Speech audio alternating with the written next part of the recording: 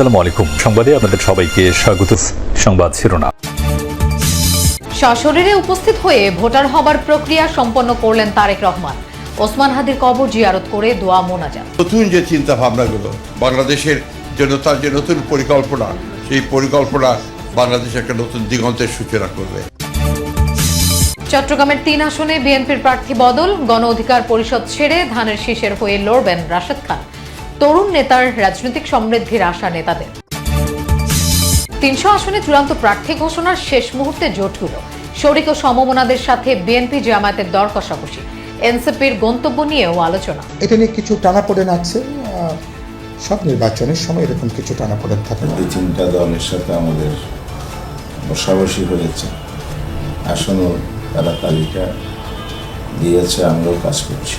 কোন ফরম্যাটে এই নেগোসিয়েশনটা হবে এ ব্যাপারে চূড়ান্ত কিছু বলা যাচ্ছে না, সেটা হয়তো আরও কিছুদিন পরে আলোচনাটা চলছে দুই তরফেই, এবং অন্যান্য দলের সাথে আমাদের আলোচনা হচ্ছে। সংস্কার কমিশনের দেয়া কোনো প্রস্তাবই বাস্তবায়ন করেনি সরকার। বিজেসি সম্মেলনে অসন্তোষ। সম্প্রচার ও প্রেস কমিশন অধ্যাদেশ বাস্তবায়নের অঙ্গীকার উপদেষ্টা। কেরানীগঞ্জে বিস্ফোরণে উড়ে গেল মাদ্রাসার কক্ষ। নারী শিশু সহ আহত 4। জড়িত থাকার অভিযোগে 3 জনকে আটক করেছে পুলিশ। ওসমান হাদিকে হত্যার বিচারের দাবিতে শাহবাগে ইনকিলাব মঞ্চের অবস্থান কর্মসূচি অব্যাহত। চট্টগ্রামে দেয়ালিকা গ্রাফিতি একে প্রতিবাদ। বিএনপির ভারপ্রাপ্ত চেয়ারম্যান তারেক রহমান ও তার কন্যা ব্যারিস্টার জায়মা রহমানের পরিচয়পত্র নিবন্ধনের কার্যক্রম সম্পন্ন হয়েছে। 24 ঘন্টার মধ্যেই পেয়ে যাবেন জাতীয় পরিচয়পত্র। তবে চূড়ান্ত ভোটার তালিকায় অন্তর্ভুক্ত হতে অপেক্ষা করতে হবে রোববার পর্যন্ত। আইন অনুযায়ী কমিশন সভার অনুমোদন সাপেক্ষে অন্তর্ভুক্ত হতে হবে ভোটার তালিকায়। এরপর মনোনয়নপত্র তোলা এবং দাখিলের জন্য সময় পাবেন একদিন। প্রায় 18 মাস কার অন্তরীণের পর 2008 সালের সেপ্টেম্বরে 1/11 সরকারের সময় সপরিবারে দেশ ত্যাগে বাধ্য হন বিএনপির ভারপ্রাপ্ত চেয়ারম্যান তারেক রহমান। একই বছর ছবিসহ ভোটার তালিকা কার্যক্রম শুরু করে তৎকালীন শামসুল হুদা কমিশন। ফলে দীর্ঘ 17 বছর ভোটার তালিকায় নেই তার নাম। অবশেষে দেশের মাটিতে পা রাখার 3 দিন পর সেই অপেক্ষার অবসান ঘটাতে নির্বাচন কমিশনে তারেক রহমান। শনিবার সরকারি ছুটির দিন হলেও সকাল থেকে সার্বিক প্রস্তুতি নেয় ইসির জাতীয় পরিচয় নিবন্ধন অনুবিভাগ। দুপুরে 1টার দিকে আগারগাঁও ইসি সচিবালয়ের পাশে ইটিআই ভবনে প্রবেশ করেন তারেক রহমান। সংরক্ষিত কক্ষে গিয়ে ভোটার ফর্মের তথ্য যাচাই করেন। এরপর ছবি তোলা, 10 আঙ্গুলের ছাপ, চোখের আইরিশ, স্বাক্ষর প্রদানের মাধ্যমে নিবন্ধন সম্পন্ন করেন। এর প্রায় আধ ঘন্টা আগে মা ডাক্তার জুবাইদা রহমানকে সাথে নিয়ে তারেক রহমানের মেয়ে জায়মা রহমান একই কক্ষে প্রবেশ করেন। এ সময় ভোটার হওয়ার সকল প্রক্রিয়া সম্পন্ন করেন জায়মা রহমান। নিবন্ধন কার্যক্রম শেষ করে সবাইকে শুভেচ্ছা জানিয়ে নির্বাচন কমিশন এলাকা ত্যাগ করেন তারেক রহমান। ঢাকা 17 আসনের গুলশান এলাকার 19 নম্বর ওয়ার্ডে ভোটার হতে আবেদন করেছেন তারেক রহমান ও জায়মা রহমান। সর্বনিম্ন 7 থেকে সর্বোচ্চ 24 ঘন্টার মধ্যে তারেক রহমানের জাতীয় পরিচয়পত্র প্রস্তুত হবে বলে জানিয়েছেন এনআইডির মহাপরিচালক। নিজের মতো করে কাজ করে সে। এই যে আমাদের যে 12 কোটি 76 লক্ষ লোকের আপনার তথ্য আছে আমাদের ওখানে, ও কিন্তু 12 কোটি 76 লোকের চেক করবে। চেক করে করে করে করে আমি টেকনিক্যালি যতটুকু শিখেছি আর কি, চেক করে করে যখন দেখবে যে এটা ইউনিক, তখন সে একটা নাম্বার জেনারেট করে সফটওয়্যার। ওই নাম্বারটার উপর ভিত্তি করে আপনার এনআইডিটা জেনারেট হয়ে যায়। ইনকিলাব মঞ্চের মুখপাত্র শরীফ ওসমান হাদির কবর জিয়ারত করলেন বিএনপির ভারপ্রাপ্ত চেয়ারম্যান তারেক রহমান। এর আগে ফুল দিয়ে শ্রদ্ধা নিবেদন করেন তিনি। শ্রদ্ধা জানান জাতীয় কবি কাজী নজরুল ইসলামের সমাধিতেও। মহাসচিব মির্জা ফখরুল ইসলাম আলমগীর বলেন, ওসমান হাদির কবর জিয়ারতের মাধ্যমে রাজনৈতিক প্রজ্ঞার পরিচয় দিয়েছেন বিএনপির ভারপ্রাপ্ত চেয়ারম্যান। তিনি জানান, চক্রান্ত থাকলেও নির্বাচন ঘিরে জনগণের শঙ্কা দূর হয়েছে। বেলা 11:30 নাগাদ জাতীয় কবি কাজী নজরুল ইসলামের সমাধি কমপ্লেক্সে বিএনপির ভারপ্রাপ্ত চেয়ারম্যান তারেক রহমান ইনকিলাব মঞ্চের মুখপাত্র ওসমান হাদির কবরে ফুল দিয়ে শ্রদ্ধা জানান তিনি। দোয়া ও মোনাজাতে স্মরণ করেন তেজোদ্দীপ্ত এক তরুণকে, গুলিবিদ্ধ হয়ে প্রাণ গেছে যার। এ সময় মোনাজাত পরিচালনা করেন শরীফ ওসমান হাদির বড় ভাই মুফতি আবু বকর সিদ্দিক। সঙ্গে ছিলেন ঢাকা বিশ্ববিদ্যালয়ের উপাচার্য, ডাকসু ভিপি ও ছাত্রদলের নেতৃবৃন্দ।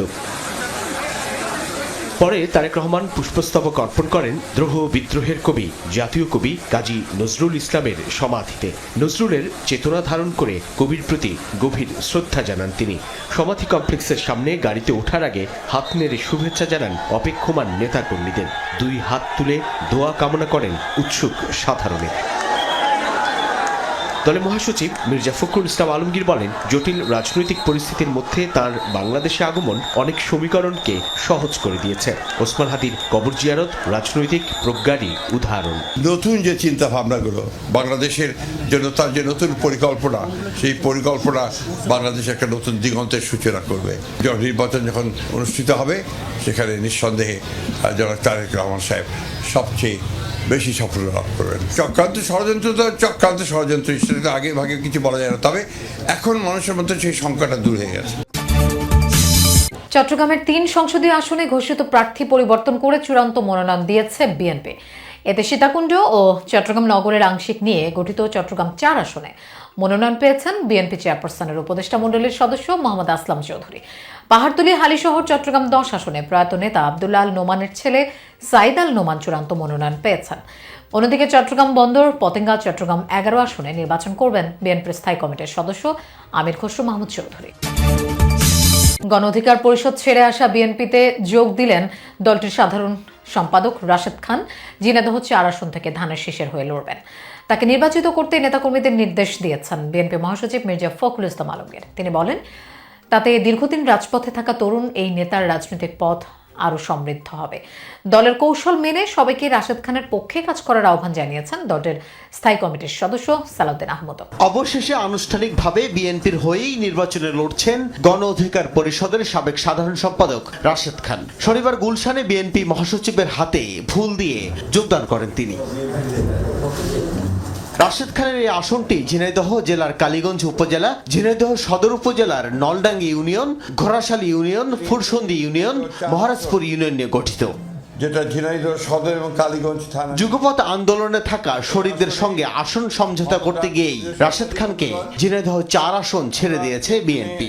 আমি আপনার অনুরোধ করব, এই ঝিনাইদহ ও কালীগঞ্জ, ঝিনাইদহ সদর ও কালীগঞ্জ অর্থাৎ ঝিনাইদহ 4 আসনের বিএনপির সকল নেতাকর্মীকে মোহাম্মদ রাশেদ খানের সঙ্গে কাজ করার জন্য এবং তাকে বিজয়ী করার জন্য সর্বশক্তি দিয়ে কাজ করার জন্য।